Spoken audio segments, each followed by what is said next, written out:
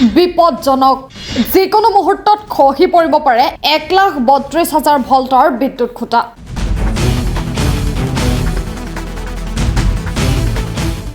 বিদ্যুৎ বিভাগৰ অমনোযোগিতাৰ ফলত যিকোনো মুহূৰ্তত ঘটিব পাৰে অঘটন কলাইগাঁৱত। কলাইগাঁও খাম্পাহুলা গেৰুৱা গাঁৱত অৱস্থিত 1,32,000 ভল্ট বিদ্যুৎ খুঁটাত ব্যাপক বিসংগতি। এই বিসংগতিৰ ফলত যিকোনো মুহূৰ্তত ঘটিব পাৰে অঘটন। গেৰুৱা গাঁৱৰ মাজেৰে যোৱা প্ৰবল উচ্চ প্ৰাবল্য লুৰ বিদ্যুৎৰ ফুটাত মামৰ ধৰিছে। ইতিমধ্যে এই ঘটনাক লৈ স্থানীয় ৰাইজ শংকিত হৈ পৰিছে।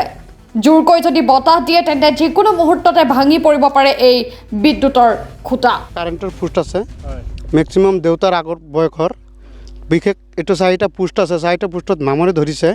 মামৰে ধৰাৰ কাৰণে পোষ্ট 4টা খাই গৈছে। ইমিডিয়েটলি আমাৰ এইকেইটা ঠিক কৰিব লাগে, নহ'লে আমাৰ ইয়াত বহুত ডাঙৰ এটা গাঁও আছে, গৰু ছাগলী মানুহ চবটো মৰিবই। কাৰেণ্টটো ইমিডিয়েটলি বন্ধ কৰিব লাগে, এইটোৱে আমাৰ মানে ৰিকুৱেষ্ট। এইটো আপোনাৰ 1,32,000 1,32,000। ইয়াতে নন ষ্টপ আপোনাৰ পানী হৈয়ে থাকে। বৰষুণ আহিলে পানী জমে, বানপানী আহে।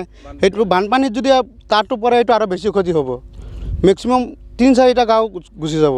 কিমান দিন হ'ল এইটো বনোৱাটো মানে মেক্সিমাম আমাৰতো বয়স গেলে, আধা দি গেল, দেউতাৰ বয়স পূৰাইখিনি গেল।